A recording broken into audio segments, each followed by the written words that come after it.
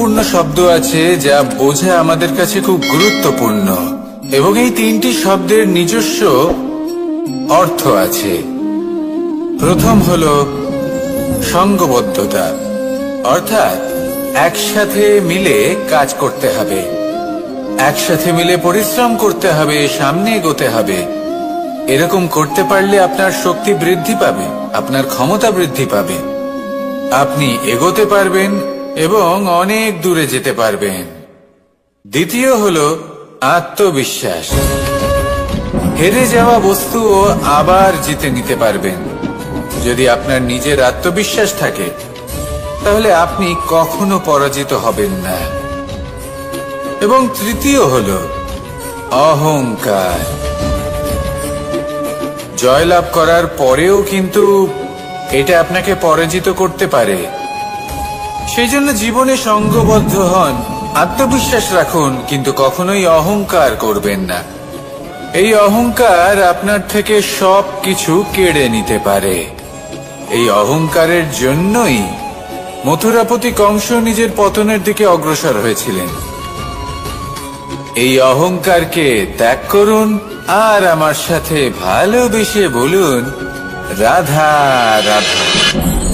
এই সংসারে সব থেকে বেশি কঠিন কাজ কোনটা? কেউ বলবেন যুদ্ধ করা, কেউ বলবেন ধন অর্জন করা, আবার কেউ বলবেন জ্ঞান অর্জন করা সব থেকে বেশি কঠিন। এবার প্রত্যেক ব্যক্তির নিজস্ব অভিজ্ঞতা আছে, আর সেই অনুসারে তার নিজস্ব একটা উত্তর আছে। সাধারণভাবে দেখতে গেলে এই সংসারে সব থেকে কঠিন হলো তপস্যা করা, অর্থাৎ সব কিছু ত্যাগ করে তপস্যায় নিজেকে বিলীন করে দেওয়া। এবার এর থেকে বেশি কঠিন এই সংসারে আর কি বা হতে পারে? এই সংসারে, এই সমাজে, নিজের পরিবারের মধ্যে থেকেও ধৈর্য ধরে সামনে অগ্রসর হওয়া, এটা হলো সব থেকে কঠিন কাজ। কারণ যখন আপনি তপস্যা করেন তখন সেখানে আপনার ধৈর্য ভাঙার মতো কেউ থাকেন না, না কোনো বন্ধু, না কোনো আত্মীয়, না কোনো শত্রু, কেউ না। কিন্তু যখন আপনি এই সমাজে, এই পরিবারে থাকেন, কোনো না কোনো ব্যক্তি এসে আপনার ধৈর্যের বাঁধ ভেঙে দেওয়ার ক্ষমতা রাখেন। তারা আপনার ধৈর্যের বাঁধ ভেঙে দেয়, আর কখনো কখনো তারা অনিচ্ছাকৃতভাবেই সেটা করে থাকেন। কারণ তাদের মানসিকতা আপনার থেকে আলাদা, তাদের কর্ম আপনার থেকে আলাদা, তাদের দৃষ্টিভঙ্গি আপনার থেকে আলাদা, জীবন যাপন আপনার থেকে আলাদা। সেক্ষেত্রে আপনি ধৈর্যচ্যুত হন, প্রসন্নতা আপনার থেকে ছিনিয়ে নেওয়া হয়। সেই জন্য এই সংসারে, এই পরিবারের থেকেও ধৈর্য ধরে সামনে অগ্রসর হওয়া কোনো পর্বতের শিখরে গিয়ে তপস্যা করার থেকেও অনেক বেশি কঠিন। আর যে ব্যক্তি এই সমাজেই, এই পরিবারে, সেই সকল মানুষের মধ্যে থেকে গিয়েও ধৈর্য ধরে অগ্রসর হতে থাকেন, যারা এই কাজটা শিখে নিতে পারেন, তারাই কিন্তু জীবনে আনন্দ লাভ করতে পারেন। এই ধৈর্যই শেষে আপনার জীবনে প্রসন্নতা বহন করে আনবে। তাই ধৈর্য ধরে জীবনের পথে অগ্রসর হন আর আমার সাথে ভালোবেসে বলুন, রাধা রাধা। আমরা যখনই কোনো গাছের চারা রোপণ করি তখন সবার আগে পরীক্ষা করে দেখি যে যেখানে আমরা চারা রোপণ করতে চলেছি সেখানকার মাটি আদৌ উর্বর কিনা, সেই মাটি সেই চারাকে বাড়তে সাহায্য করবে কিনা। যখন একটা চারা রোপণের আগে আমরা এত কিছু ভাবতে পারি, তাহলে কাউকে বিশ্বাস করার আগে আমরা কেন ভাবি না? জীবনে কখনো এই বিশ্বাসরূপী চারা কোথাও রোপণ করার আগে বোঝার চেষ্টা করুন যে যার ওপর আপনি বিশ্বাস করতে চলেছেন সে কি আদৌ আপনার বিশ্বাসের যোগ্য কি না। ভেবে দেখুন সেই ব্যক্তি ভবিষ্যতে গিয়ে আপনার বিশ্বাস ভাঙতে পারে কিনা। এটাও ভেবে দেখুন যে যাকে আপনি বিশ্বাস করতে চলেছেন তাকে আপনি বিশ্বাস করলে নিজের জীবনের উদ্দেশ্যে আপনি অগ্রসর হতে পারবেন কিনা। আর তার জন্য প্রয়োজন সঠিক সিদ্ধান্ত, পরখ করা, কোনটা উচিত কোনটা অনুচিত সেটা বোঝা। আর তাতে কিন্তু আপনি সন্দেহবাতিক হবেন না, তাতে আপনি আরো নিপুণ হয়ে উঠবেন। তাই যদি আপনি নিপুণ হয়ে উঠতে চান তাহলে বোঝার চেষ্টা করুন, পরখ করে দেখুন, কোনটা উচিত কোনটা অনুচিত বুঝুন। আর বিশ্বাস তখনই করুন যখন আপনি 100% নিশ্চিত হবেন যে সে বিশ্বাসের যোগ্য।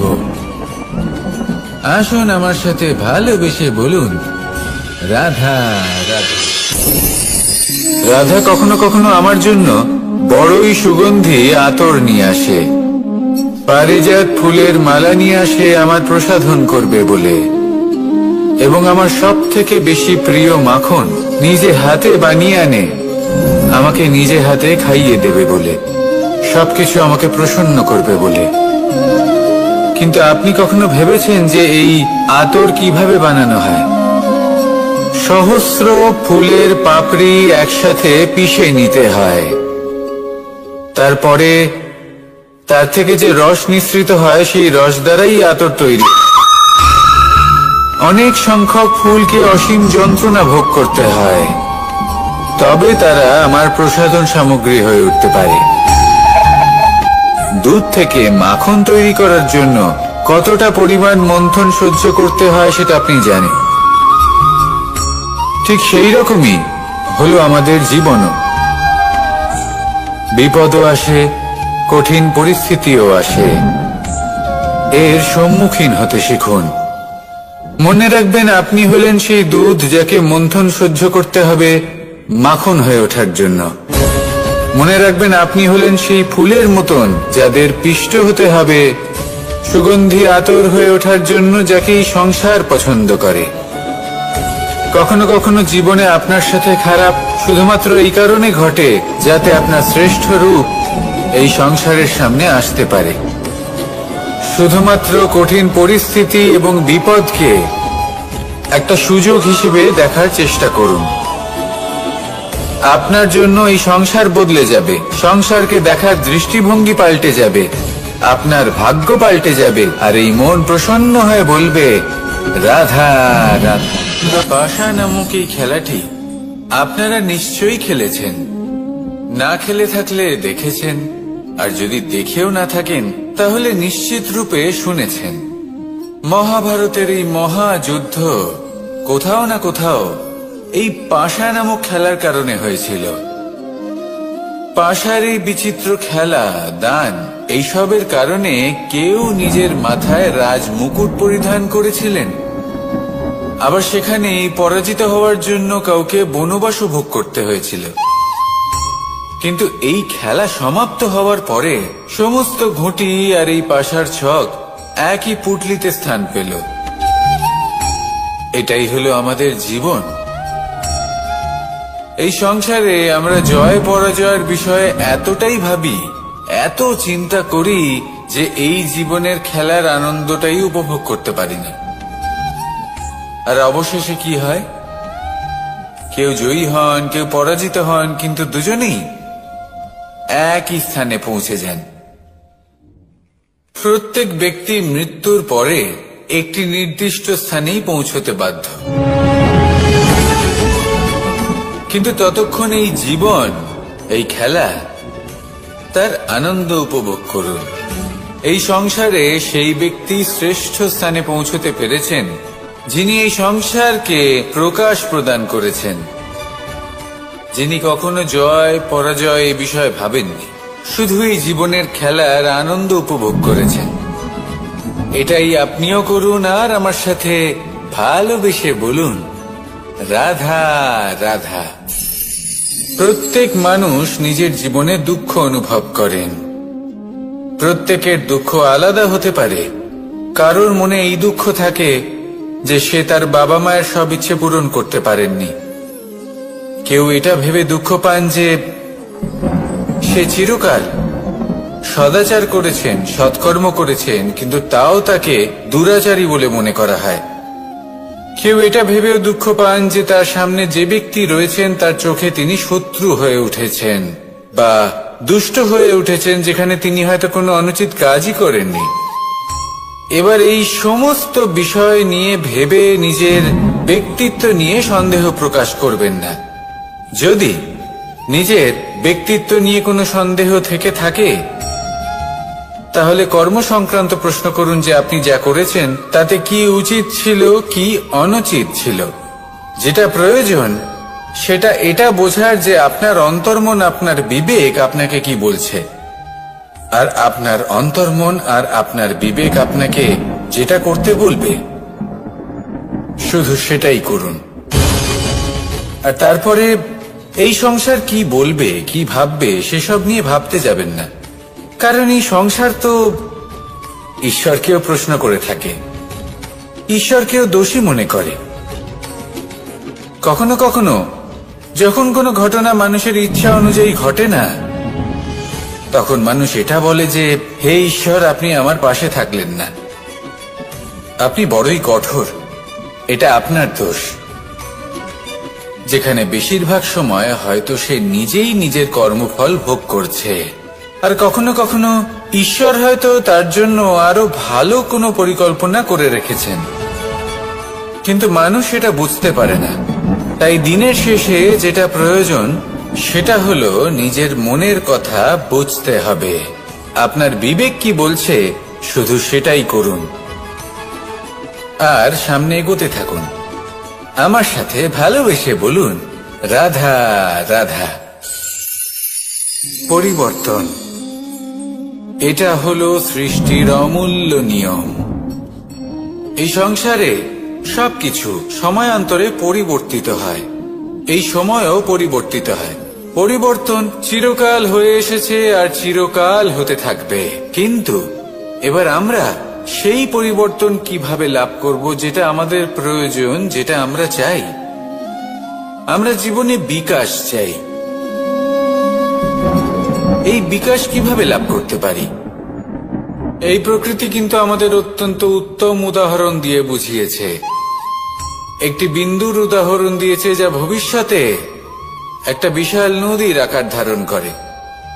এটা কিভাবে হয়? মেঘ থেকে একটি বিন্দু ঝরে পড়ে সেই পর্বতের ওপর যেখানে হিম আছে। সেই হিমের সংস্পর্শে আসা মাত্র সেই বিন্দুর সাথে আরো বেশ কিছু বিন্দু যুক্ত হয়। তারপর তারা অগ্রসর হয়, আরো কিছু বিন্দু যুক্ত হয়, আস্তে আস্তে একটা ক্ষীণ ধারার রূপ ধারণ করে, এবং সেটাই ভবিষ্যতে আরো এগোতে থাকে।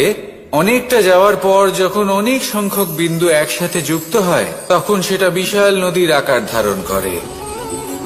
এবার আমরা মানুষ বলে আমাদের সাথে এই নিয়মের অন্যথা হয় তা নয়। আমরাও এই প্রকৃতির অংশ, আমাদের ক্ষেত্রেও একই নিয়ম প্রযোজ্য। যখন পরিশ্রম করে অনেক সংখ্যক বিন্দু আমরা একত্রিত করব, তখনই পরিবর্তনের নদী প্রবাহিত হবে। প্রয়োজন হল নিরন্তর পরিশ্রম করা এবং ধৈর্য ধরা। এটা করতে থাকুন, জীবনে সবকিছু লাভ করতে পারবেন। কারণ প্রকৃতি আমাদের এটাই শিখিয়েছে, আর আমরা এই ব্রহ্মরই একটি অংশ, যার দ্বারা এই ব্রহ্মাণ্ড নির্মিত। আসুন আমার সাথে ভালোবেসে বলুন, রাধা রাধা। কখনো এই প্রকৃতির দিকে তাকিয়ে থাকবেন। এই প্রকৃতি অনেক ধরনের শিক্ষা দেয়। কোন একটা গাছকে দেখুন, কিভাবে সে মাটি থেকে জল শুষে নেয়। সে ঝড় হোক বা হোক কড়া রোদ, সব সহ্য করে এবং অবশেষে সে ফল ধারণ করে।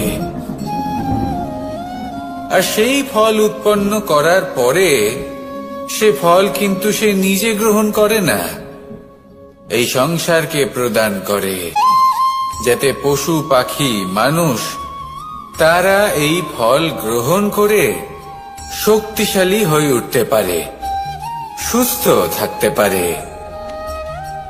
সেভাবেই নদী, সরোবর এরা নিজেরাও কিন্তু নিজেদের জল গ্রহণ করে না, মাটিকে প্রদান করে, পশু পাখিকে প্রদান করে।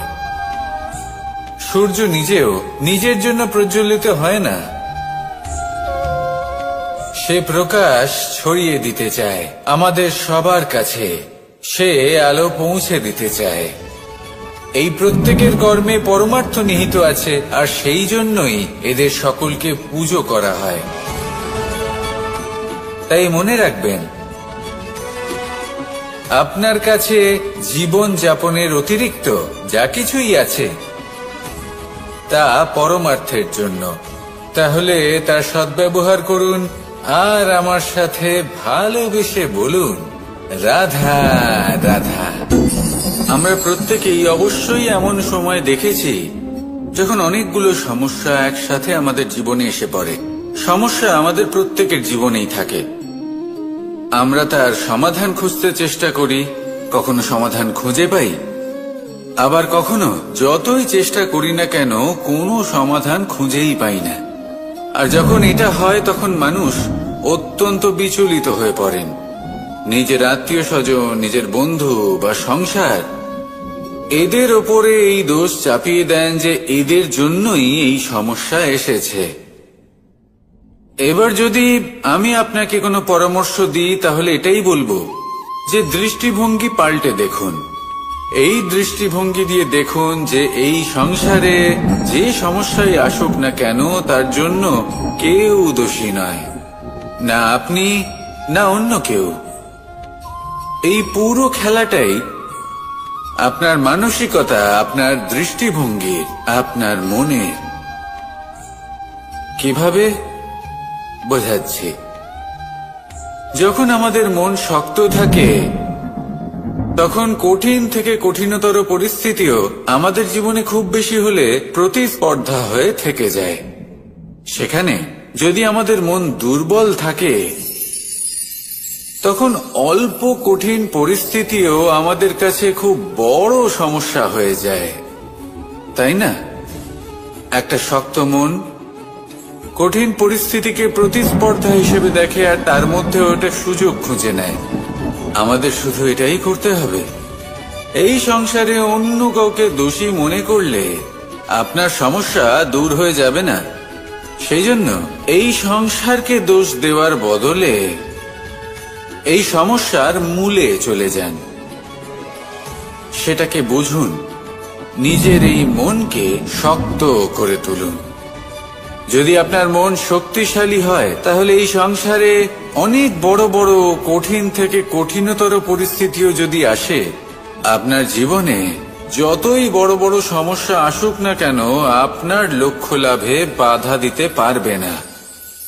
আসুন আমার সাথে ভালোবেসে বলুন, রাধা রাধা। আমরা সবাই পাথর দেখেছি, পর্বতও দেখেছি, শুকনো পাতাও দেখেছি, শ্যামল বনানীও দেখেছি। কখনো ভেবেছেন পাথরের অস্তিত্ব কিন্তু ততক্ষণ পর্যন্ত যতক্ষণ সে পর্বতের গায়ে আটকে থাকে। যখন সেই পর্বত থেকে সেই পাথর ভিন্ন হয়ে যায় ও নিজের অস্তিত্ব হারিয়ে ফেলে। আস্তে আস্তে কখনো পাথর কেটে বা কখনো পিষ্ট হয়ে সেই পাথর আস্তে আস্তে মাটিতে পরিণত হয় এবং পূর্ণরূপে নিজের অস্তিত্ব হারিয়ে ফেলে। এটাই পাতার সাথেও হয়। এই পাতা যতক্ষণ গাছের ডালের সাথে যুক্ত ততক্ষণ তার অস্তিত্ব থাকে। যখনই ডাল থেকে বিচ্ছিন্ন হয় সেও নিজের অস্তিত্ব হারিয়ে ফেলে। আর এটাই আমাদের সাথেও হয়। যতক্ষণ আমরা নিজেদের আপনজনের সাথে যুক্ত থাকি আমাদের অস্তিত্ব বজায় থাকে। যখন আপনজনদের সাথে সম্পর্ক ছিন্ন করি তখন আমরাও আমাদের অস্তিত্ব হারিয়ে ফেলি। এবার এই সংসারের প্রত্যেক ব্যক্তি স্বতন্ত্র থাকতে চান, আর অনেক ব্যক্তি স্বতন্ত্র থাকবেন বলে আপনজনদের দূরে করে দেন আর তাদের সাথে এই সম্পর্ক ছিন্ন করেন। এটা কি সত্যি প্রয়োজন? আপনজনদের সাথে সম্পর্ক ছিন্ন করে নিজের অস্তিত্ব হারিয়ে ফেলা প্রয়োজনীয়, নাকি আপনজনদের সাথে সম্পর্ক বজায় রেখে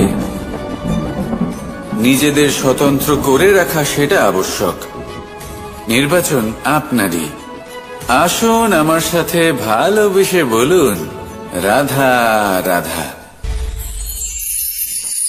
আপনি কি কখনো নৌকা যাত্রা করেছেন? করে না থাকলেও নিশ্চয়ই দেখেছেন যে এই জল, যা নিজের অন্তরে সব কিছু সমাহিত করে নিতে পারে, এই নৌকা সেই জলের ওপরেই ভেসে থাকে। নদীর স্রোত কাটিয়ে সে সামনে অগ্রসর হয়। কিন্তু যদি এই নৌকায় কোনো ছিদ্র হয়, তাহলে কিন্তু সেই নৌকা ডুবে যাবে। আর এতে কোনো তফাৎ হবে না যে সেই ছিদ্র ছোট নাকি বড়, নৌকা ডুবে যাবে। এই ছিদ্র হলো আমাদের জীবনে আমাদের অপগুণ, আমাদের দোষ, আমাদের বিকার। কখনো এটা ভাববেন না যে এই দোষ খুবই ছোট, এতে কিছুই যাবে আসবে না। না, সেই ছোট দোষ, সেই ছোট বিকার, যদি সেটাকে শুধরে না নেন, তাহলে সেটা আপনাকে আপনার পতনের দিকে নিয়ে যাবে। শেষ পর্যন্ত এটা আপনার উপর নির্ভরশীল যে আপনি কি চান। আপনার জীবনের এই নৌকা এভাবেই ডুবে যেতে দেখবেন, নাকি নিজেকে শুধরে নিয়ে সেই নৌকার সেই ছিদ্রটাকে ভরিয়ে তুলতে চাইবেন? নির্বাচন আপনার। আসুন আমার সাথে ভালোবেসে বলুন, রাধা রাধা।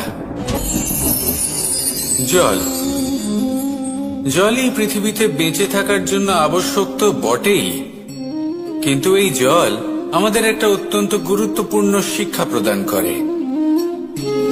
কখনো এই জলকে দেখেছেন?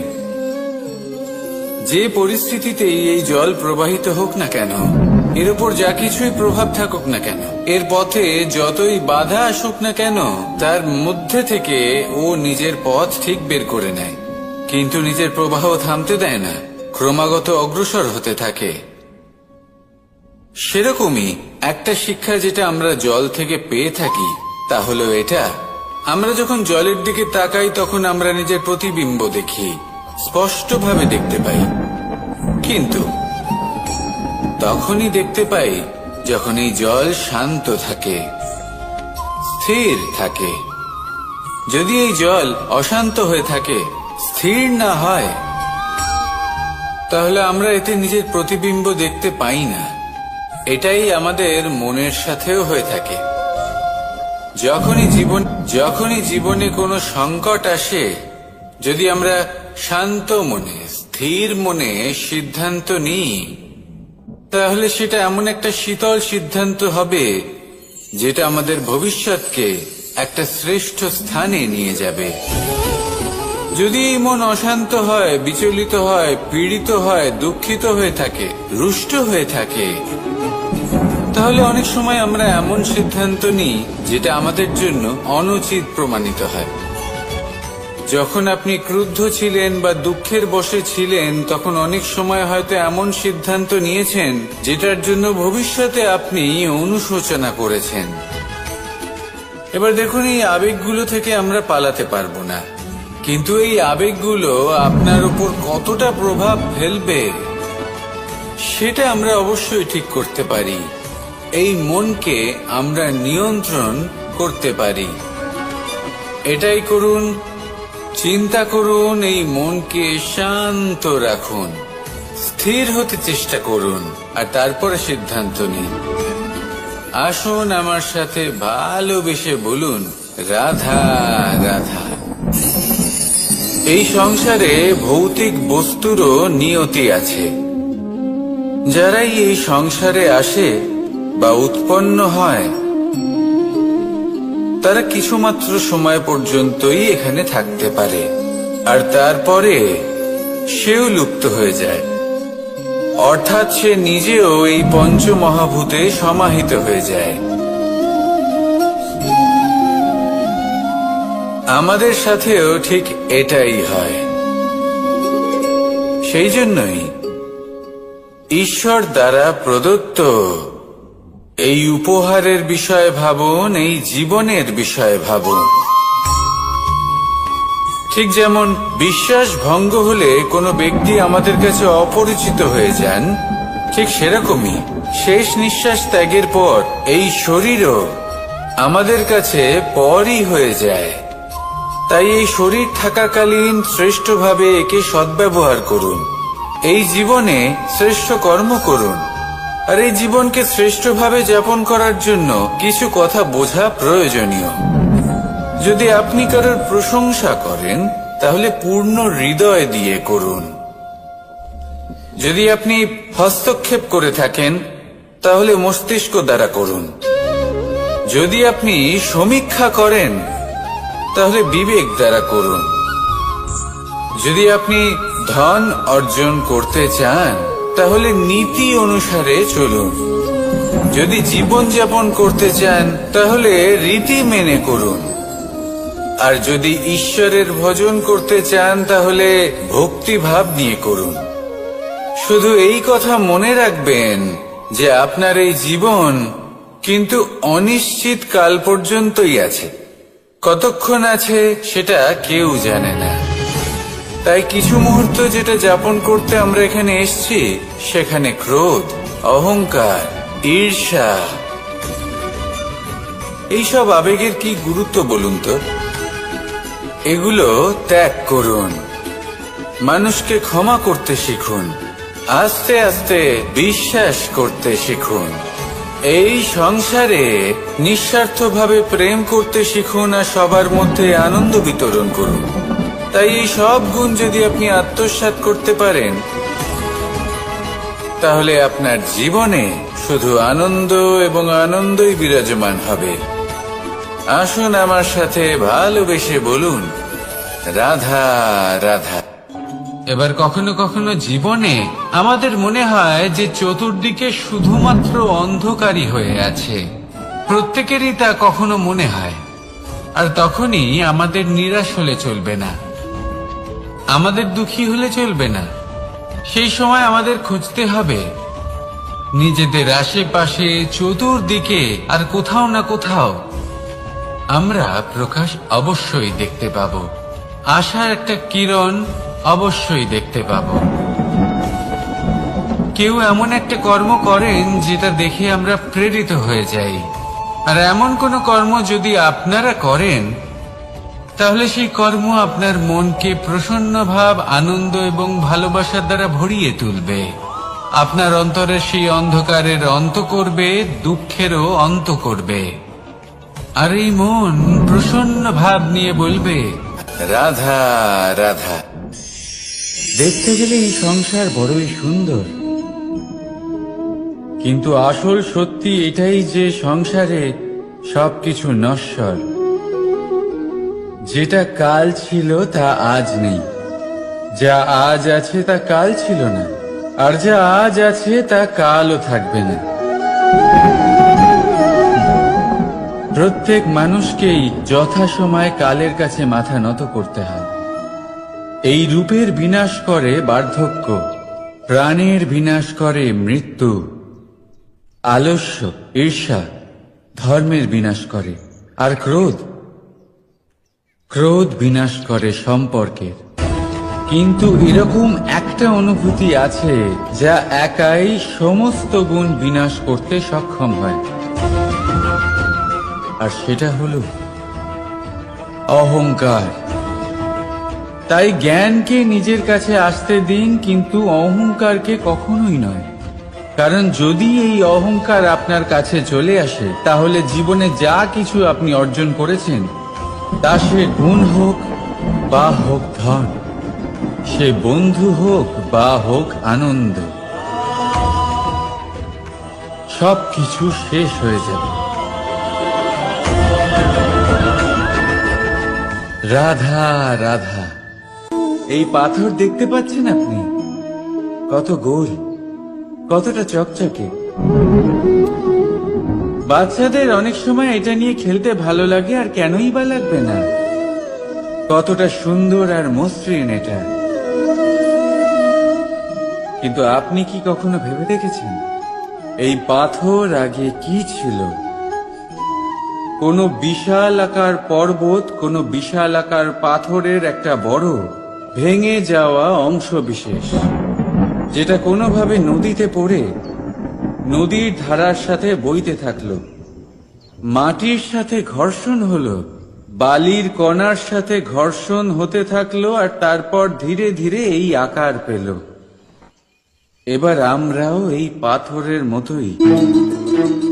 তাই মনে রাখবেন, আপনার ব্যক্তিত্ব, আপনার এই স্বরূপ ঈশ্বরের দেওয়া কখনোই নয়। হ্যাঁ, প্রকৃতি অবশ্যই আপনাকে জন্ম দিয়েছেন, কিন্তু আপনি নিজে নিজের ব্যক্তিত্বের রচয়িতা, আর আপনি তা রচনা করেন কঠিন পরিস্থিতির মুখোমুখি হয়ে, সংকটের ধারা পার করে। তাই আপনিও এই পাথরের মতো নিরন্তর চেষ্টা করতে থাকুন, নিজের অস্তিত্ব বজায় রাখুন, এই অস্তিত্বকে মহান করতে থাকুন, আর আমার সাথে ভালোবেসে বলুন, রাধা রাধা।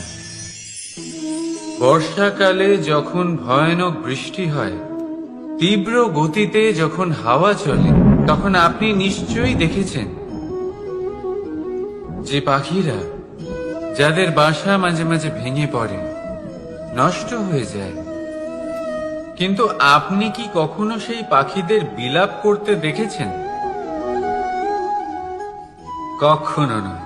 যখনই সেই বৃষ্টি থেমে যায়, তারা আবার একটু একটু করে খড়কুটো জোগাড় করে তাদের বাসা বানিয়ে ফেলে, নিজের সংসার সেই রকমই বানিয়ে দেয় যেমন আগে ছিল। এমন কেন? কারণ এই ঝড়ের তাণ্ডবের সাথে সেই পাখিদের কোনো বোঝাপড়া করারই নেই। তারা শুধু সেটাই করতে থাকে যেটা তাদের হাতে আছে, আর সেটাই হলো, আর এটাই হলো সুখী জীবনের মূল মন্ত্র। যেটা আপনার হাতে নেই, তা নিয়ে বিলাপ করে আপনার কোনো লাভ হবে না। মনোসংযোগ তাতেই করুন যা আপনার হাতে রয়েছে। যা বদলে গেছে তাকে আপনি আবার বদলাতে পারবেন না, কিন্তু যা আপনি বদলাতে পারবেন তাতে মনোসংযোগ করুন।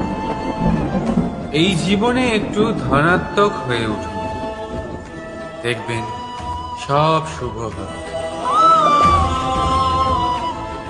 রাধা রাধা।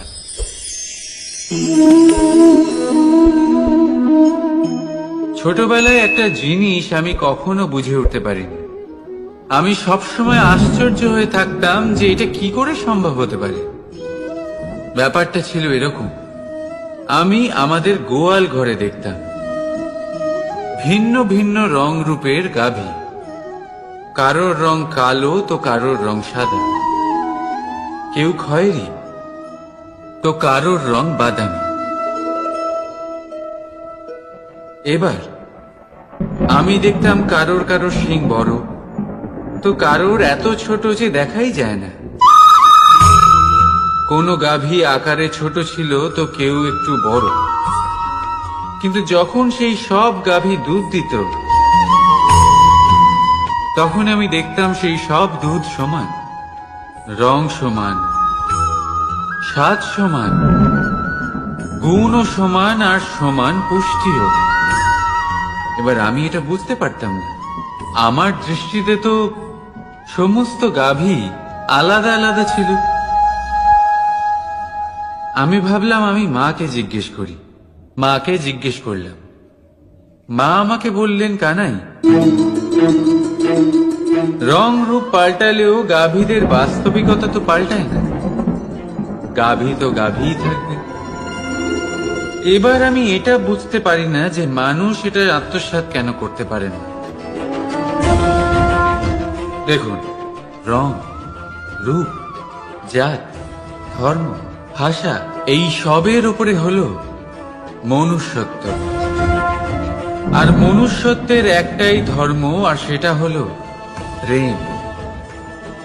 তাই এই প্রেম আপনি সকলের সাথে ভাগ করে নিন, প্রেমের সাথে সকলের সেবা করুন। এই মনুষ্যত্বর অমৃত চেখে দেখুন, আর আপনি বুঝে যাবেন যে আমরা কেউ আলাদা আলাদা নই, আমরা সবাই সমান। রাধা রাধা। সাগর, কত বিশাল হয় এই সাগর! কি না করতে পারে এই সাগর! এক মুহূর্তের মধ্যে সব ধ্বংস করে দিতে পারে, প্রলয় ডেকে আনতে পারে, সংসার মুছে ফেলতে পারে। এই সাগর জীবন জ্যোতি নিভিয়ে দিতে পারে। কিন্তু এই সাগর যা মেটাতে পারে না, তা হলো একজন তৃষ্ণার্তের তৃষ্ণা। অন্যদিকে এই ঘোড়া, যা এতটাই ছোট যে গোপিনীরা একসঙ্গে অনেকগুলো নিয়ে চলতে পারে, কিন্তু এই ছোট ঘোড়া অনেকের তৃষ্ণা মেটাতে পারে। এবার বলুন, জল সাগরেও আছে, আবার এই ঘোড়াতেও। তাহলে পার্থক্য কোথায়? এখানে পার্থক্য হলো তাদের আচরণের মধ্যে। একজন মাটির মধ্যে মিষ্টি জল ধরে রাখে, তো আরেকজন নিজের নোনা জলের আঘাতে যে কাউকে মাটিতে মিশিয়ে দিতে পারে। আপনি কি হতে চাইবেন? সাগরের নোনা জল হয়ে কারোর আশা চূর্ণ বিচূর্ণ করে দিতে, নাকি মিষ্টি জলের ঘোড়া হয়ে কারোর তৃষ্ণা মেটাতে? সিদ্ধান্ত আপনার। রাধা রাধা। কতবার এমন হয়, আপনি কোনো কাজ করার জন্য কাউকে দায়িত্ব দেন, কিন্তু সেই ব্যক্তি সেই কাজ সম্পন্ন করতে পারে না, অসম্পূর্ণ রেখে দেয়, অথবা ঠিকভাবে করতে পারে না। এবার এই পরিস্থিতিতে কি হয়? আপনি ক্রুদ্ধ হয়ে যান, তার উপরে আপনি রেগে যান, তাকে তিরস্কার করেন, আর তারপরে সেই কাজ সম্পন্ন করতে আপনি নিজেকেই নিযুক্ত করেন, আর শেষ পর্যন্ত সেই কাজ সম্পন্ন হয়েই যায়। এবার এই বিষয়ে সমস্যা সেই ব্যক্তির চেষ্টায় নয়, সমস্যা আপনি যে সেই ব্যক্তিকে ভরসা করলেন তার ছিল। আমরা অন্যের প্রতি ভরসা করাকে প্রথম পদক্ষেপ বানিয়ে, আর নিজের উপরে বিশ্বাসকে শেষ সম্বল।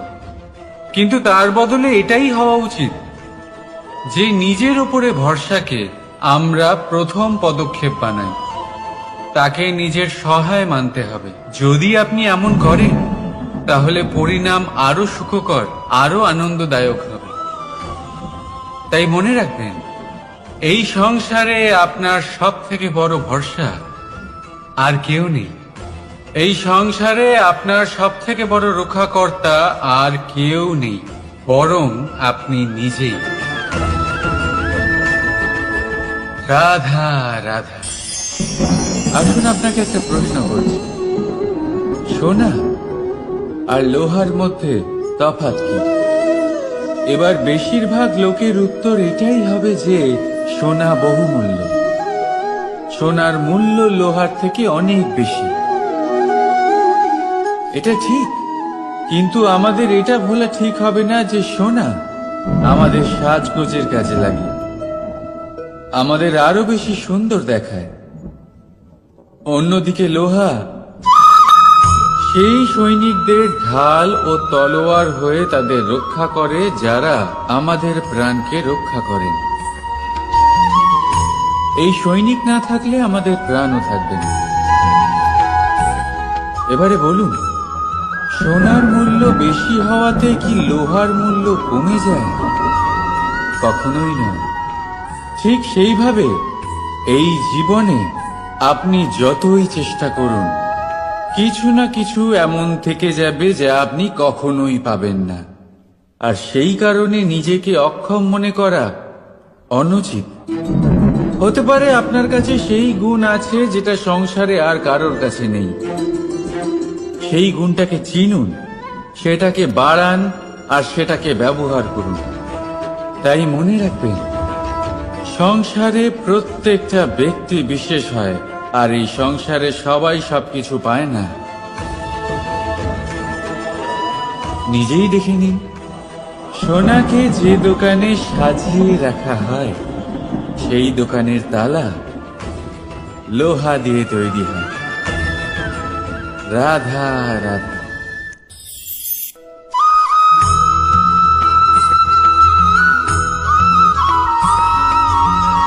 মানুষের মানসিকতা এমন হয় যে সে যতটা করে আশা করে যে তার থেকে অনেক বেশি তার বদলে সে পাবে। দেখুন, সবকিছুই আপনার ভাবনা চিন্তার উপর নির্ভর করছে। আপনি যদি ফলের বিষয়ে ভেবে কর্ম করতে থাকেন তাহলে সেটা অনুচিত। জীবনের আসল আনন্দ হলো নিজের কর্ম করতে থাকা, ফলের চিন্তা করা উচিত নয়। যদি আপনি এরকম ভাবেন যে আমি এতটা করছি, আমার এতটা পাওয়া উচিত, সেই ভাবনা অনুচিত।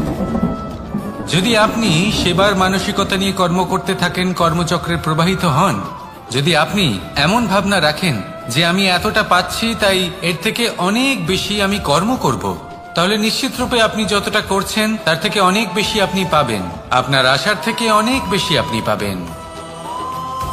শুধু জীবনে অনেক বেশি কাজ করতে থাকুন, ফলের চিন্তা করবেন না। আর মনে রাখবেন, এই ভাবনাই সব থেকে বড় বীজ। কর্মের উপর বিশ্বাস রাখুন। জীবনে যা যা আপনি চান সবই সুখময় হবে। আসুন আর আমার সাথে ভালোবেসে বলুন, রাধা রাধা।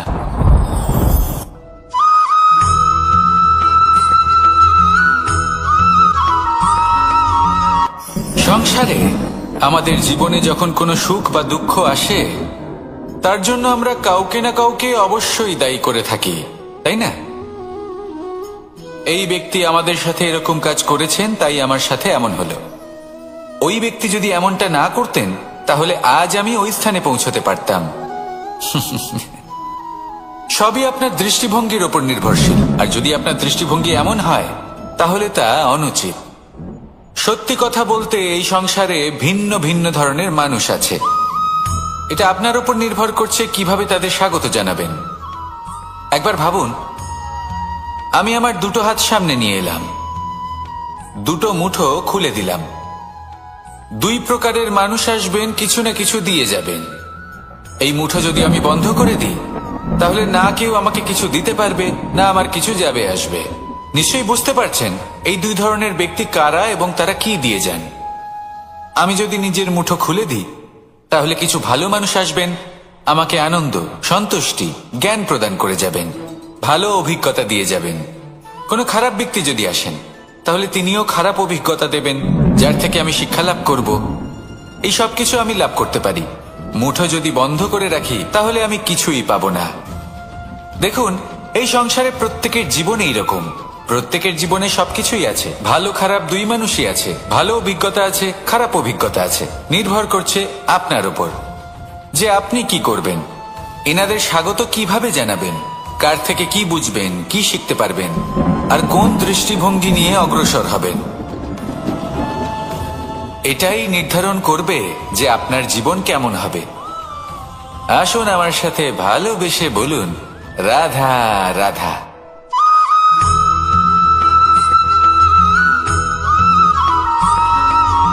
ফিরে আসছিলেন এবং তাদের ফেরার পথে হঠাৎ করে কোথাও থেকে একটি বাছুর চলে এলো। এই দুই বোন ভয়ভীত হয়ে গেলেন আর তাদের হাত থেকে সেই আটা পড়ে গেল, মাটিতে মিশে গেল। এবার এই পুরো ঘটনাক্রমে যদি কারোর বিন্দুমাত্র লাভ হয়ে থাকে, বিন্দুমাত্র আনন্দ পেয়ে থাকে, তাহলে সে কে? সেই ছোট বোন, যিনি মাঝে মাঝেই গমের দানা তুলছিলেন এবং খাচ্ছিলেন। কিছুটা হলেও উনি আনন্দ লাভ করেছিলেন। এবার এরকমই হলো আমাদের জীবনে ভক্তি এবং ভালোবাসা সংক্রান্ত বিষয়। মানুষ নিজের জীবনের দৈনিক কাজে এতটাই ব্যস্ত হয়ে পড়েন, প্রত্যেকদিন শুধু কাজ কাজ কাজ কাজ করতে থাকেন, আর তাতে ভক্তি এবং ভালোবাসার জন্য সময় বার করতেই পারেন না। দেখুন, জীবনে ভক্তি আর প্রেমের এই যে ছোট ছোট মুহূর্ত আছে, এগুলো যদি আপনি যাপন করতে পারেন তাহলে তাতেই আপনি তৃপ্তি লাভ করবেন। বাকি সবই আপনার ব্যর্থ বলেই মনে হবে। জীবনে যখনই আপনি কোনো কাজ করবেন, ঈশ্বরের প্রতি সমর্পিত হয়ে সেই কাজ করুন। আর যখনই সময় পাবেন তাহলে সেই সময় নিজের আপনজনদের দিন, যাদের আপনি ভালোবাসেন। তাদের প্রতি যত্নবান হন, তাদের শুভাকাঙ্ক্ষী হন। এই প্রেম আর ভক্তির ছোট ছোট মুহূর্তগুলো আপনার জীবনকে চরিতার্থ করে তুলবে। আসুন আমার সাথে ভালোবেসে বলুন, রাধা রাধা।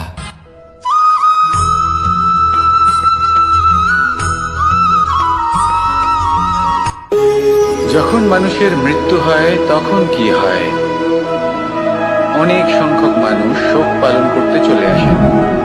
যে ব্যক্তি মৃত্যু লাভ করেছেন তার অনেক বস্তু থাকে যেগুলো তার প্রিয়, যেগুলো তিনি ব্যবহার করেছেন।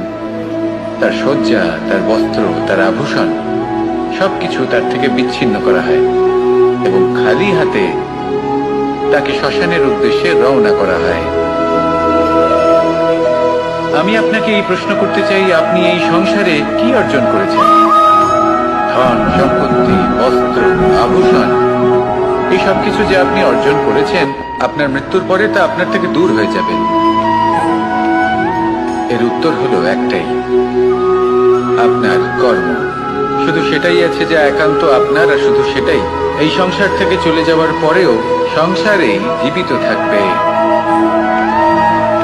যদি আপনি দুষ্কর্ম করেন তাহলে এই সংসার আপনাকে একটি অনুচিত উদাহরণ হিসেবে মনে রাখবে যে এই ব্যক্তি খুব পাপী ছিল, অনুচিত কর্ম করতেন। যে পথে তিনি চলেছেন সেই পথে কারোর চলা উচিত নয়।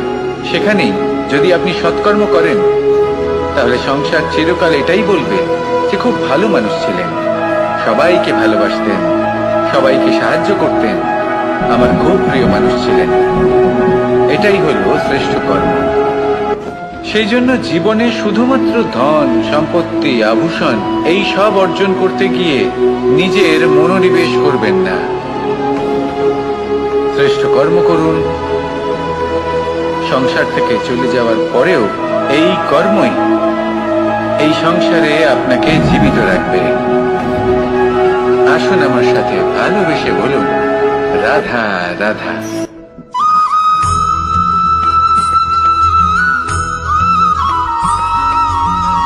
পুরুষার্থ। শাস্ত্রে 4 ধরনের পুরুষার্থের কথা বলা হয়েছে। প্রথম হলো ধর্ম। আপনি কি জানেন এই ধর্ম আসলে কি? আপনার কি মনে হয় ধর্ম আসলে কি? কোনো বিশেষ ঈশ্বরকে মানাই কি ধর্ম বলা হয়? নাকি কোনো বিশেষ রীতি পালন করাই হলো ধর্ম? নাকি কোনো বিশেষ সাহিত্যকে সর্বশ্রেষ্ঠ মনে করাই হলো ধর্ম? না, ধর্ম হলো সেটা যাকে ধারণ করা যেতে পারে। আর ধারণ শুধু সেটাই করা যায় যা পবিত্র। পবিত্র শুধু তাকেই বলা হয় যা নিঃস্বার্থ, যার মধ্যে শাসন করার কোনো ইচ্ছে নেই, যা সরলভাবেই প্রবাহমান, জল এবং বায়ুর মতো। যখন কোনো ব্যক্তি ধর্মকে ধারণ করেন এবং সেই ধর্ম সেই ব্যক্তিকে রক্ষা করে, তখন তাকে ধর্ম বলা হয়। ধর্ম যা রক্ষা করে অহংকার থেকে, খারাপ চিন্তার হাত থেকে। সেই জন্য পুরুষার্থ গড়ে তোলার আগে, ধর্ম পালন করার আগে ধর্মের প্রকৃত অর্থ কি সেটা বুঝে নিন। এটা জেনে রাখুন যে সমস্ত ধর্মের আধার, সমস্ত ধর্মের ভিত শুধুমাত্র ভালোবাসা। আসুন আর এই ভালোবাসার সাথেই বলুন, রাধা রাধা।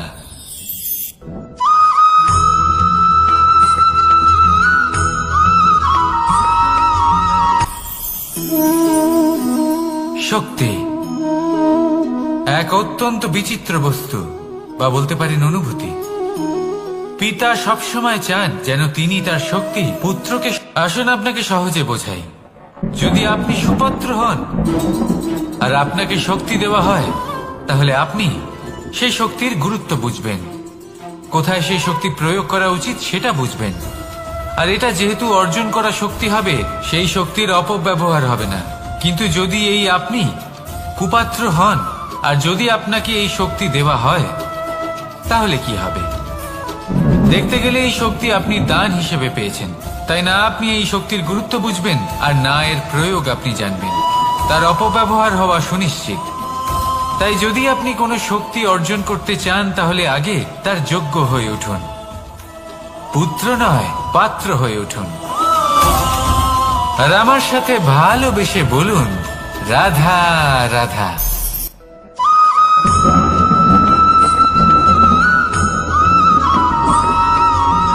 কথায় আছে যে এমন কোনো অক্ষর নেই যার দ্বারা কোনো মন্ত্র হয় না, এমন কোনো বনস্পতি নেই যা নিজেই একটা ঔষধি নয়, পৃথিবীর এমন কোনো ব্যক্তি নেই যার মধ্যে কোনো যোগ্যতা থাকে না। শুধু প্রয়োজন হলো যে ব্যক্তিকে আমরা খুঁজে চলেছি তাকে সঠিকভাবে চিনে নেওয়া। যদি তার যোগ্যতা, তার বিশেষত্ব আমরা বুঝতেই না পারি, তাহলে আর লাভ কি রইল? এই সংসারে এমন অনেক ব্যক্তি রয়েছেন যারা ছোট ছোট অসফলতার কারণে আপনাকে এটা বলে দেবে যে আপনি কোনো কাজের নন, আপনি হলেন মূর্খ, আপনি কিছুই করতে পারবেন না।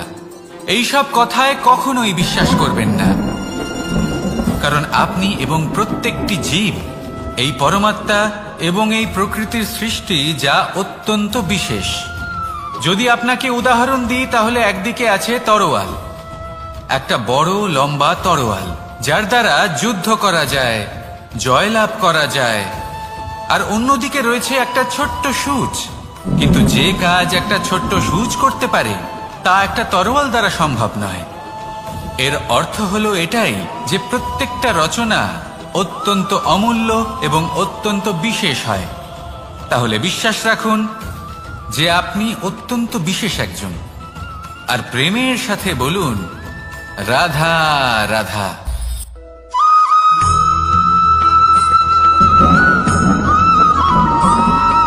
মানুষের একটি সমস্যা আছে যে মানুষ সাফল্যকে মাপতে থাকেন, লক্ষ্যপ্রাপ্তিকে মাপতে থাকেন এবং তার তুলনা করতে থাকেন যে ও এত কিছু পেল আর আমি পেলাম না, ওর কাছে এত কিছু আছে কিন্তু আমার কাছে নেই। এই তুলনা করার জন্য ওনারা দুঃখী হয়ে পড়েন, নিরাশ হয়ে পড়েন। তাই আমি একটা প্রশ্ন করছি যে এটা কি উচিত? এই সংসারে আপনি কি নিয়ে তুলনা করবেন, যেখানে সূর্যদেব চন্দ্রমা দুজনেই আছেন, দুজনেই হলেন বিশেষ, দুজনেই নিজ নিজ সময়ে উদিত হন। এদের মধ্যে একজন না থাকলে তাহলে আমাদের জীবন কঠিন হয়ে পড়বে। ঠিক সেইভাবেই আপনি যদি একটা বড় রেখা অঙ্কন করেন তাহলে অন্য রেখাটি ছোট হয়ে পড়ে না, সে তেমনই থাকে যেমনটা সে ছিল। আপনার অস্তিত্ব কখনো ছোট বা বড় হতে পারে না। শুধু তুলনা করার জন্য আপনার এটা মনে হতে পারে। যদি আপনি যুদ্ধ করতে চান আপনার তলোয়ারের প্রয়োজন পড়বে, যদি বস্ত্র তৈরি করতে চান এত বড় তলোয়ার দিয়ে কিছুই হবে না, তখন প্রয়োজন পড়বে একটা ছোট্ট সূচের। তাই তুলনা করবেন না, না নিজেকে ছোট মনে করবেন না অন্য কাউকে। সবার সাথে সহযোগিতা করুন, আর যদি তুলনা করতেই হয় নিজের সাথে করুন, যে কাল আমি কেমন ব্যক্তি ছিলাম, আজ কি তার থেকে শ্রেষ্ঠ হয়ে উঠতে পেরেছি। ভেবে দেখুন ভবিষ্যতে গিয়ে আপনি কতটা শ্রেষ্ঠ ব্যক্তি হতে পারেন। আসুন আমার সাথে ভালোবেসে বলুন রাধা রাধা।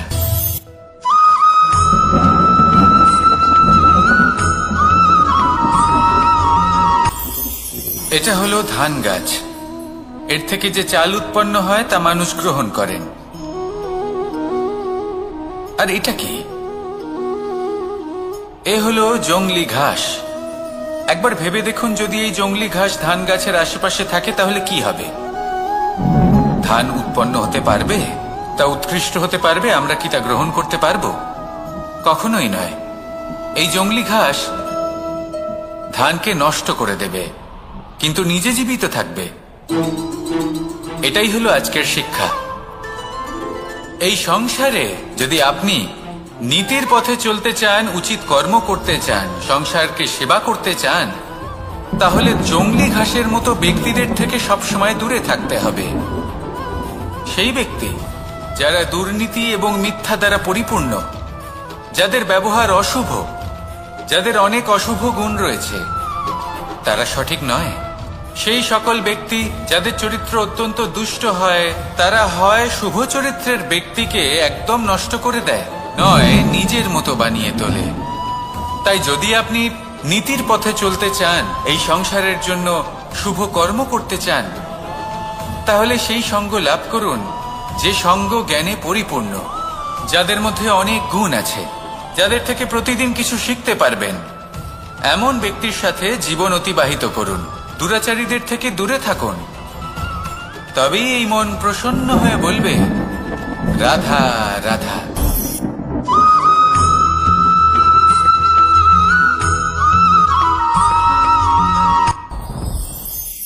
সাথী।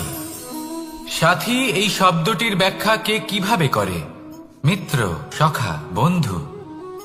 কিন্তু অর্থ একটাই, তিনি যিনি আপনার সঙ্গী হন আর তিনি যার সাথী আপনি হন। এবার সব থেকে বড় প্রশ্ন হলো এটাই যে তিনি কে হতে পারেন যাকে আপনি আপনার সাথী বলে মেনে নিতে পারেন, নিজের সখা, নিজের মিত্র, নিজের বন্ধু মেনে নিতে পারেন। আপনার সাথী হলেন তিনি যিনি দুঃখের সময় আপনার পাশে থাকবেন, আপনার হাত ধরে থাকবেন। আপনার সাথী হলেন তিনি যার হাত আপনি নিজের সুখের দিনে ধরে থাকবেন।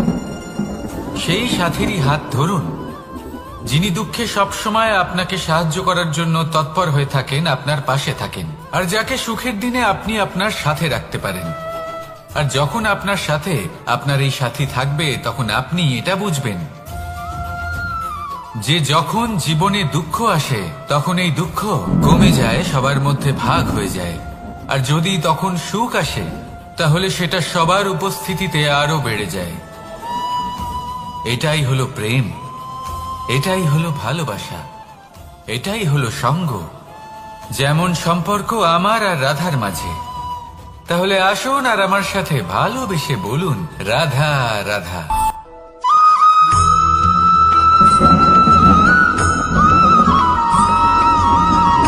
কথায় আছে, অন্ধকারে প্রদীপ প্রজ্বলিত করলে চতুর্দিক আলোকিত হয়। কিন্তু যদি এই প্রদীপ আমি সূর্যের আলোর সম্মুখে সকালবেলায় প্রজ্বলিত করে রেখে দিই তাহলে কি হবে? আপনি বলবেন যে এটা করে তো কোনো লাভই হলো না। সূর্যের প্রকাশের সামনে এই প্রদীপ আসলে কিছুই নয়। এবার এই চিন্তা ভাবনা প্রত্যেক দিন করতে হবে আর একটা অমূল্য শিক্ষা পেতে হবে। মনে করুন যে আপনি মহাপুরুষের সামনে বসে আছেন, কোনো মহাজ্ঞানীর সামনে। তাহলে সেই ব্যক্তির সামনে নিজের জ্ঞানের প্রদীপ প্রজ্বলিত করবেন না, নীরব থাকুন আর সেই ব্যক্তির সূর্যের প্রকাশের মতো জ্ঞান প্রাপ্ত করুন। যতটা পারবেন জ্ঞান লাভ করুন। যদি এমন কোনো সময় এমন কোনো স্থানে আপনি আছেন যেখানে চতুর্দিক অন্ধকার, কারোর কাছেই জ্ঞান নেই, সেখানে নিজের জ্ঞানের প্রদীপ প্রজ্বলিত করুন। এমন করলে দুদিক থেকেই আপনার লাভ হবে। আপনার জ্ঞান প্রাপ্তিও হবে আর জ্ঞানের সঠিক প্রয়োগও করতে পারবেন। আর এই মন প্রসন্ন হয়ে বলবে, রাধা রাধা।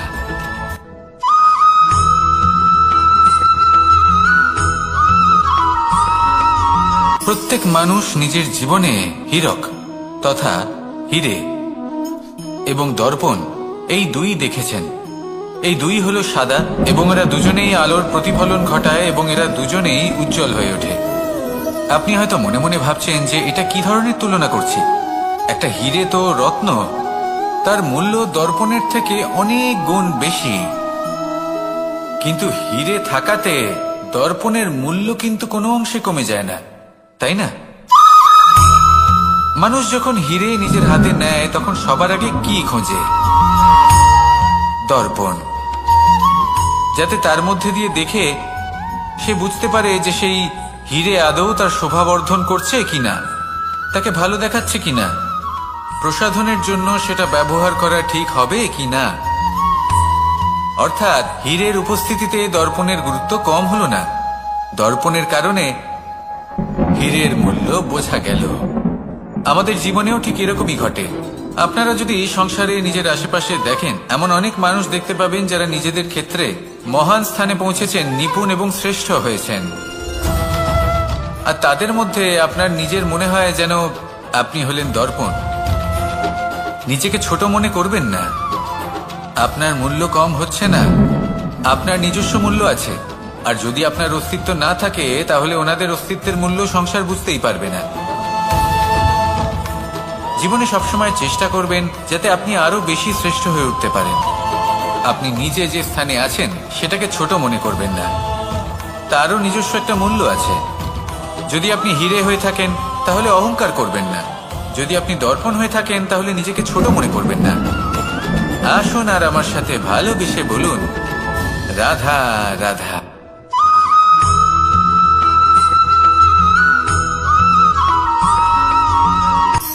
শক্তি শক্তি অর্জন করা এতটা কঠিন নয় যতটা শক্তি লাভ করার পরে সেই শক্তি সামলানো কঠিন হয়। কারণ যেই মানুষ শক্তি লাভ করে তার মনে গর্ববোধ জন্মায়, জন্মায় অহংকার, জন্মায় জেদ। তাই শক্তি প্রাপ্ত করার সাথে বিনম্র থাকাও অত্যন্ত আবশ্যক। আর এটা আমাদের শেখা উচিত বৃক্ষের থেকে। বৃক্ষ যা আমাদের ফল দেয়, বৃক্ষ যা যত ফল দেয় ততটাই ঝুঁকে যায়। আমরা পাথর মারি ওই বৃক্ষের থেকে ফল প্রাপ্ত করার জন্য। সেই পাথরের মার সহ্য করেও বৃক্ষ আমাদের ফল দেয়। কোনো গর্ববোধ নেই, কোনো অহংকার বোধ নেই। আর সেই জন্য এই বৃক্ষের পুজো করা হয়। এটাই হলো মাহাত্ম্য শক্তির সাথে বিনম্রতার। যদি এই শক্তি সৃজন করে থাকে, সাহায্য করে থাকে, সম্বল হয়ে থাকে, তবেই সেই শক্তি উপযুক্ত। আর নয়তো সেই শক্তি একদিন আপনাকে আসক্ত অবশ্যই করবে। তাহলে শক্তি অবশ্যই অর্জন করুন, কিন্তু তার সাথে সেই শক্তি সামলানোর মতো বিবেকও আপনাকে অবশ্যই জাগ্রত করতে হবে। তাহলে আসুন আমার সাথে ভালোবেসে বলুন রাধা রাধা।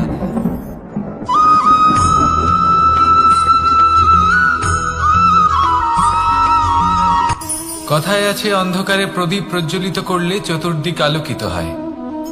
কিন্তু যদি এই প্রদীপ আমি সূর্যের আলোর সম্মুখে সকালবেলায় প্রজ্বলিত করে রেখে দিই, তাহলে কি হবে? আপনি বলবেন যে এটা করে তো কোনো লাভই হলো না। সূর্যের প্রকাশের সামনে এই প্রদীপ আসলে কিছুই নয়। এবার এই চিন্তা ভাবনা প্রত্যেক দিন করতে হবে, আর একটা অমূল্য শিক্ষা পেতে হবে। মনে করুন যে আপনি মহাপুরুষের সামনে বসে আছেন, কোনো মহাজ্ঞানীর সামনে।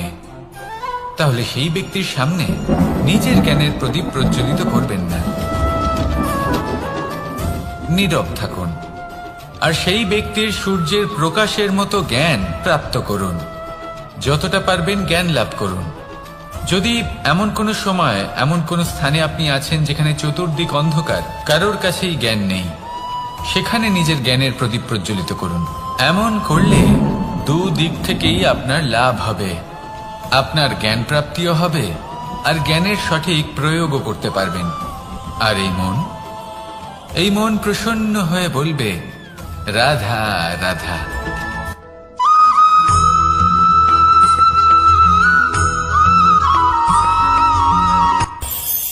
এই সংসারে আমরা প্রকাশ কোথা থেকে পাই?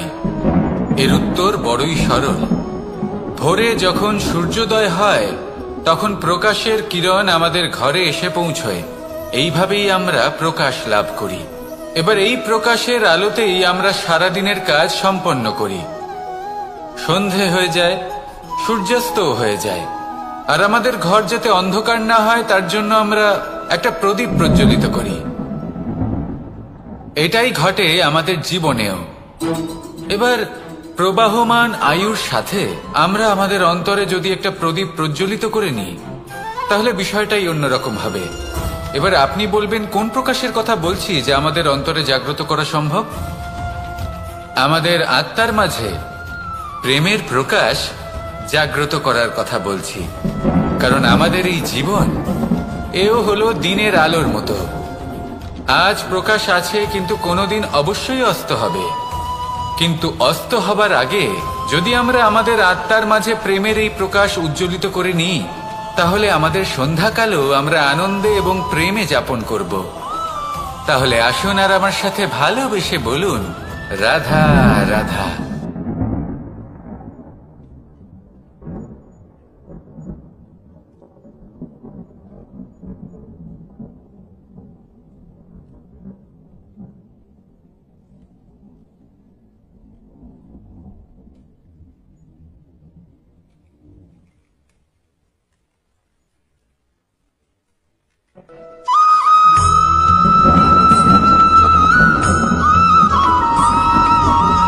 কথায় আছে যে এমন কোনো অক্ষর নেই যার দ্বারা কোনো মন্ত্র হয় না। এমন কোনো বনস্পতি নেই যা নিজেই একটা ঔষধি নয়।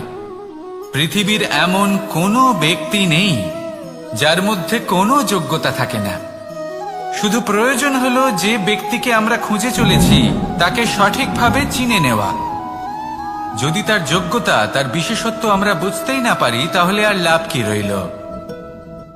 এই সংসারে এমন অনেক ব্যক্তি রয়েছেন যারা ছোট ছোট অসফলতার কারণে আপনাকে এটা বলে দেবে যে আপনি কোনো কাজের নন, আপনি হলেন মূর্খ, আপনি কিছুই করতে পারবেন না। এইসব কথায় কখনোই বিশ্বাস করবেন না, কারণ আপনি এবং প্রত্যেকটি জীব এই পরমাত্মা এবং এই প্রকৃতির সৃষ্টি, যা অত্যন্ত বিশেষ। যদি আপনাকে উদাহরণ দিই তাহলে একদিকে আছে তরোয়াল, একটা বড় লম্বা তরোয়াল যার দ্বারা যুদ্ধ করা যায়, জয়লাভ করা যায়। আর অন্যদিকে রয়েছে একটা ছোট্ট সূচ, কিন্তু যে কাজ একটা ছোট্ট সূচ করতে পারে তা একটা তরোয়াল দ্বারা সম্ভব নয়। এর অর্থ হলো এটাই যে প্রত্যেকটা রচনা অত্যন্ত অমূল্য এবং অত্যন্ত বিশেষ হয়। তাহলে বিশ্বাস রাখুন যে আপনি অত্যন্ত বিশেষ একজন, আর প্রেমের সাথে বলুন রাধা রাধা।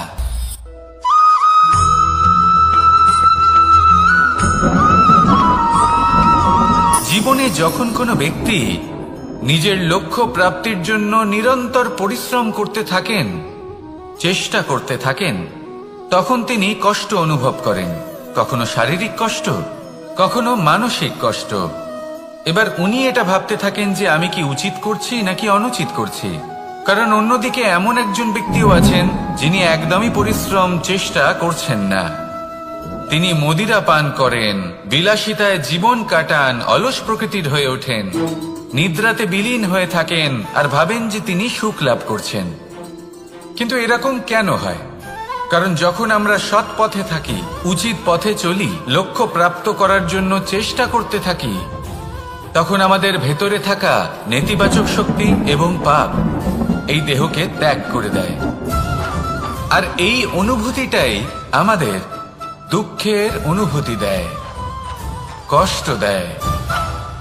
এবার সেখানে যদি আমরা কুপথে চলি, অনুচিত পথে চলতে থাকি, তাহলে আমাদের ভেতরে থাকা পুণ্য এবং ধনাত্মক শক্তি আমাদের দেহ ত্যাগ করে দেয়। আর এই অনুভূতির কারণেই আমরা সুখ অনুভব করি। কিন্তু কখনো ভাববেন যে এই সুখ বেশি সময় পর্যন্ত থাকে না। সেই জন্য সবসময় মনে রাখবেন, যদি আপনি জানেন যে এটাই আপনার লক্ষ্য, এটাই উচিত পথ, শুভ পথ, তাতে নিরন্তরভাবে এগিয়ে যেতে চেষ্টা করতে থাকুন। এই কষ্ট আপনাকে সুখের পরাকাষ্ঠায় কখন পৌঁছে দেবে তা আপনি জানতেই পারবেন না। আসুন আমার সাথে ভালোবেসে বলুন রাধা রাধা।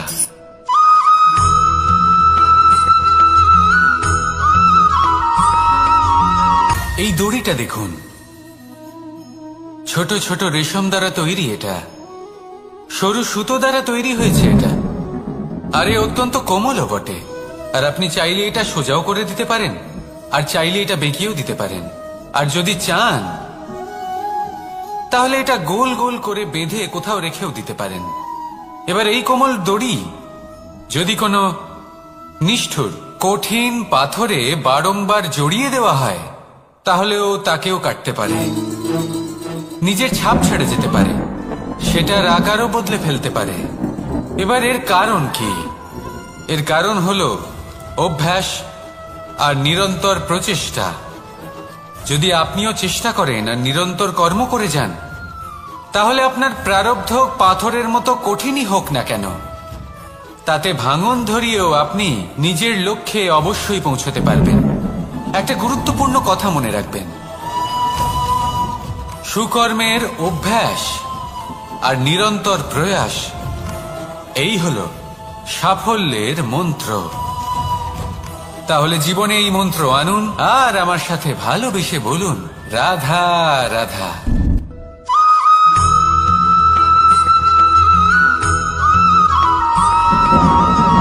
এই সংসারে কোনো বস্তু হোক বা ব্যক্তি হোক, তার একার গুরুত্ব কিন্তু খুব বেশি নয়। একটা উদাহরণ হিসেবে বৃষ্টির ফোঁটাকে ভেবে দেখুন। যদি একটি বৃষ্টির ফোঁটা হয় তাহলে তার খুব বেশি গুরুত্ব থাকে না, কিন্তু যখন সহস্র বৃষ্টির ফোঁটা মেঘের মধ্যে দিয়ে ঝরে পড়ে তখন সেটা বর্ষার রূপ ধারণ করে। সেই বর্ষা যা এই প্রকৃতিকে শান্ত করে। সেইভাবেই পাথরের ছোট টুকরো তার খুব বেশি গুরুত্ব থাকে না, কিন্তু যখন অসংখ্য পাথরের টুকরো একত্রিত হয় তখন তা পর্বতের আকার ধারণ করে। সেইভাবেই কিছু মানুষ যখন একত্রিত হন তখন তৈরি হয় পরিবার, কিছু পরিবার যখন একত্রিত হয় তখন তৈরি হয় সমাজ, যখন অনেক সংখ্যক সমাজ একত্রিত হয় তখন তৈরি হয় রাজ্য। এবার এই রাজ্যের সব থেকে গুরুত্বপূর্ণ ব্যক্তি হতে পারেন রাজা, কিন্তু তাও সেই রাজা একা কিছু করতে পারেন না। যুদ্ধ লড়ার সময় তারও নিজের সৈন্যদলকে প্রয়োজন পড়ে। কিন্তু এই সংসারে এমন একজন ব্যক্তি আছেন যিনি একাই সব কাজ করতে থাকেন, এবং সেই ব্যক্তি হলেন মা। আমাদের জীবনে একজন পিতার ভূমিকা কিন্তু নিঃসন্দেহে অমূল্য, কিন্তু আমাদের সকলের জীবনে যে ভূমিকা একজন মায়ের তা অন্য কারোর থাকে না। একজন মা একাই সন্তানকে বড় করতে পারেন, সংস্কারী করে তুলতে পারেন, তার জন্য পরিশ্রম করেন। আর এত কিছু কাজ করার পরেও তার কাজের জন্য তিনি প্রশংসা অবশ্য পান না।